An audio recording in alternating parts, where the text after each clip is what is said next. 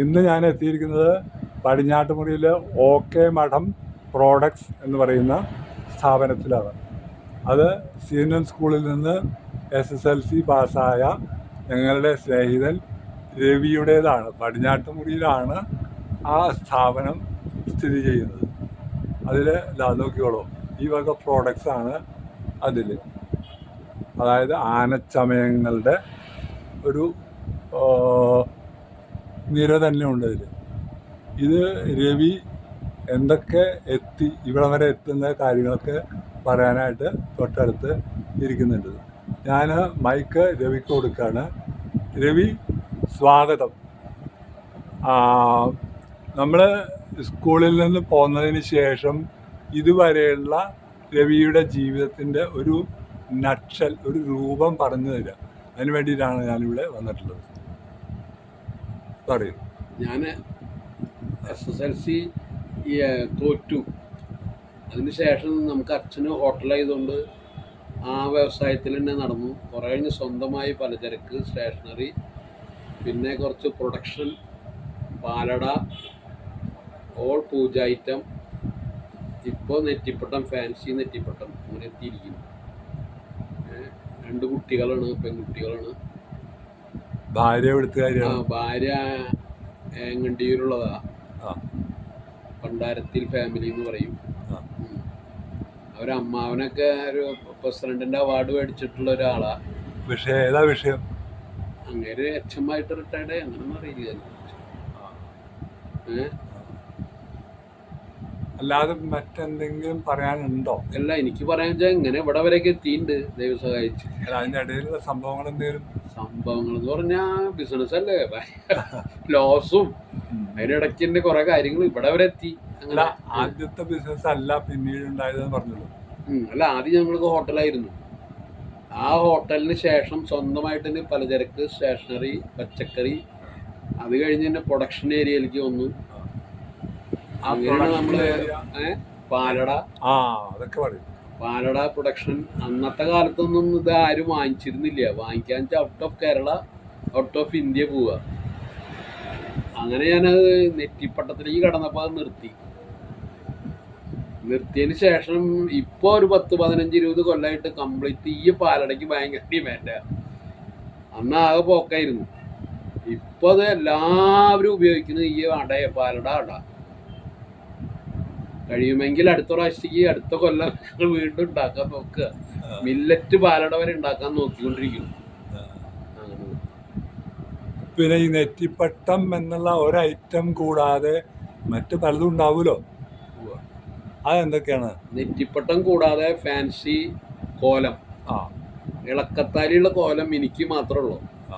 അതുമാതിരി തന്നെ പൂജ ഐറ്റം, ഭസ്മം, കളഭം, കർപ്പൂരം, അരക്ക്, ശരക്കോല്, ചാണകഭസ്മം. ചാണകഭസ്മം എന്ന് പറഞ്ഞാൽ ചുരുക്കം ചില ആൾക്കാർക്കുള്ളൂ. ഇങ്ങനെയൊക്കെ ആയിട്ട് പോണു. ഇങ്ങനെ നാടൻ പശുവിൻ്റെ ആണോ ചാണകം? നാടൻ പശു എന്ന് പറഞ്ഞാൽ നമ്മുടെ ഇങ്ങനെ ലോക്കല് ഫാമിൽ നിന്ന് വാങ്ങിക്കുന്നതാ. ഇത് നാടൻ എന്ന് പറയാൻ പറ്റില്ല. അതെ, അല്ല, അങ്ങനെ ഒരു പശുക്കളുടെ അങ്ങനെ അത്രേ ഉള്ളൂ. അല്ല, ശരിക്കും പറഞ്ഞാൽ അതിലൊരു തമാശ ഉള്ളൊരു ഭാഗമുണ്ട്. നാടൻ പശുവിൻ്റേത് ചാണകമാണ്.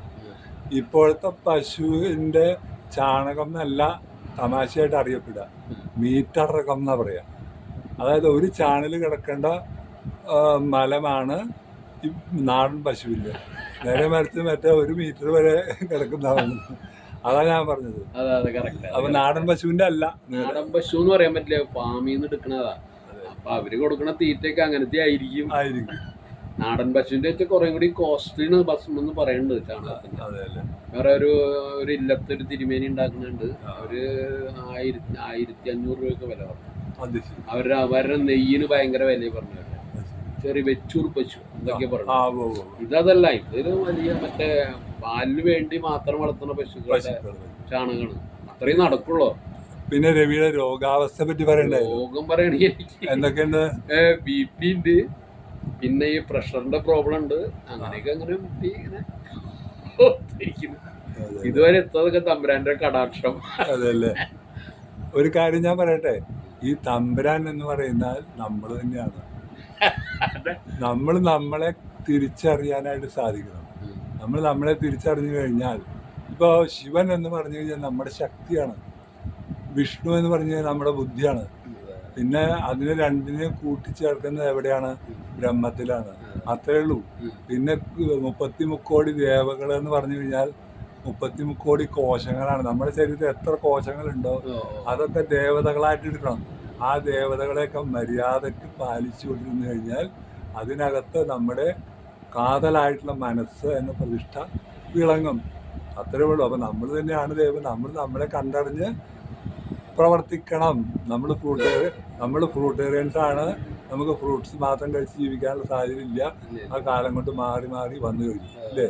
അപ്പം നമ്മുടെ കോശങ്ങൾ, നമുക്കൊരു രോഗം വന്നു കഴിഞ്ഞാൽ നമുക്ക് മാത്രമേ അതിൻ്റെ ഉള്ളിലുള്ള കാലാവസ്ഥയല്ല, ശരീരഘടനയിലെ വ്യത്യാസങ്ങൾ അറിയുള്ളൂ. വേദനയൊക്കെ ഭാര്യയ്ക്ക് പോലും അറിയില്ല. ഏറ്റവും അടുത്ത ആൾ ഭാര്യ അല്ലെങ്കിൽ മക്കളാണ്. അവർക്ക് പോലും അറിയില്ല. ഡോക്ടറെ അടുത്ത് പോയി കഴിഞ്ഞാൽ അവരെല്ലാം ചെക്ക് ചെയ്തിട്ട് പറയും 15 ദിവസം മരുന്ന് തരാമെന്ന് പറയും. എന്തുകൊണ്ടത് ഈ കക്ഷിയുടെ ഉള്ളിൽ കിടക്കുന്ന മുഴുവൻ അദ്ദേഹത്തിന് അറിയില്ല.